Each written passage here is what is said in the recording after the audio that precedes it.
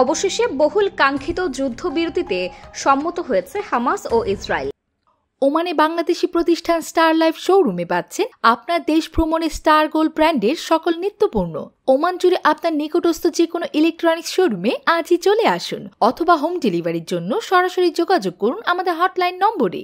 ঐতিহাসিক এই যুদ্ধবিরতি চুক্তিতে স্বস্তির নিঃশ্বাস ফেলেছে যুক্তরাষ্ট্র সহ বিশ্বের বহু দেশ। ওমানের পররাষ্ট্র মন্ত্রণালয় গাজায় যুদ্ধবিরতি চুক্তিকে স্বাগত জানিয়েছেন। যুদ্ধবিরতির এই চুক্তির মধ্যস্থতায় অন্যতম দেশে কাতার, যুক্তরাষ্ট্র ও মিশর। এই চুক্তির পরিপ্রেক্ষিতে দেশের বন্দীর মুক্তি এবং মানবিক সাহায্য এই অঞ্চলে প্রবেশের অনুমতি দেওয়া হয়েছে। এই চুক্তির প্রধান লক্ষ্য হল একটি স্থায়ী যুদ্ধবিরতি প্রতিষ্ঠা করা এবং গাজায় মানুষের দুর্ভোগ কমানো।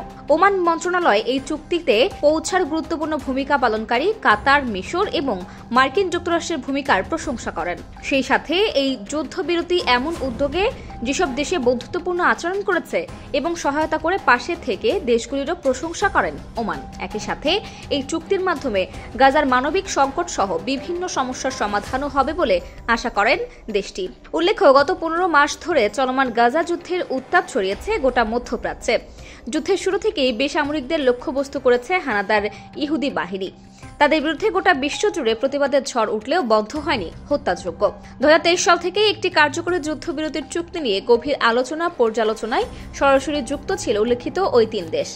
তারা এই চুক্তিটিকে স্বাগত জানিয়েছে। প্রাথমিকভাবে 6 সপ্তাহের যুদ্ধবিরতি শুরু হবে। এর মধ্যে ধীরে ধীরে গাজা থেকে সৈন্য প্রত্যাহার করে নেবে ইসরায়েল। এছাড়া হামাসের হাতে থাকা বন্দীদের এবং ইসরায়েলি কারাগারে বন্দীদের মুক্ত করবে উভয় পক্ষ। ওমানের স্বর্ণের জগতে বাংলাদেশি বিশ্বস্ত নাম গালফ গোল্ড। সাশ্রয়ী মূল্যে স্বর্ণ কিনতে এক্ষুনি চলে আসুন ওমানের রাজধানী মাস্কাট গালফ গোল্ডের আমাদের যে কোনো শাখায় অথবা যোগাযোগ করুন স্ক্রিনে দেওয়া নম্বরে।